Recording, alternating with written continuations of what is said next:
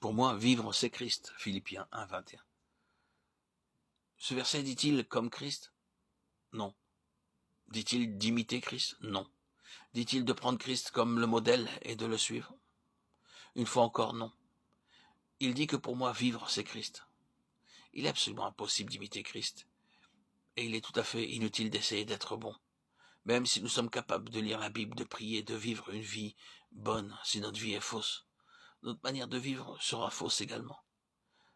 Il n'y a rien de faux dans nos aspirations, nos pleurs et notre repentance devant Dieu. Et que nous lui disions « Oh mon Dieu, je veux vraiment t'obéir ». Non, ce qui est faux, c'est simplement que notre vie est fausse.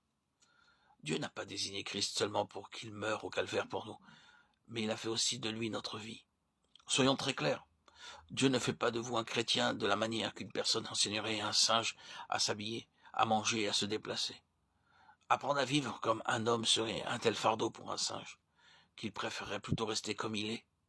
Non, Dieu n'agit pas de cette façon à notre égard. Nous pouvons lire la Bible pendant 5 minutes et trouver cela fade, alors que nous avons beaucoup plus d'intérêt à lire d'autres livres. Nous pouvons prier et ne rien obtenir. Et pourtant, si nous ne prions pas, notre conscience nous accuse. Nous ne pouvons pas nous empêcher d'aimer le monde. Cependant, en aimant le monde, nous n'avons pas de paix intérieure. Il est extrêmement difficile d'être un chrétien, qu'il est impossible de vivre une vie comme Dieu.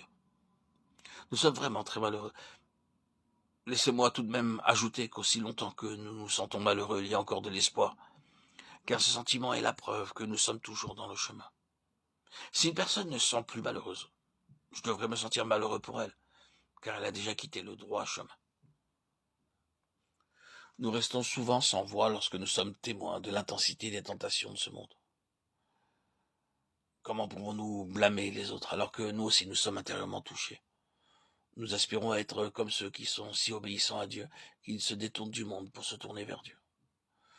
Nous-mêmes, nous avons essayé et nous avons trouvé que c'était très difficile. Comme nous sommes devenus malheureux quand nous avons vu le genre de chrétiens que nous étions. Car qui est capable de parvenir à un si haut niveau? N'est-ce pas comme si on attendait d'un enfant de 5 ans qu'il porte un fardeau de 150 kilos? Comme c'est cruel.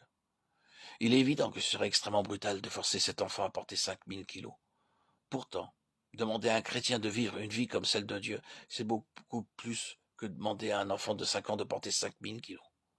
Malgré tout, très souvent nous essayons de nous montrer à la hauteur d'une telle vie. Nous admirons cette manière de marcher et sommes prêts à souffrir pour cela.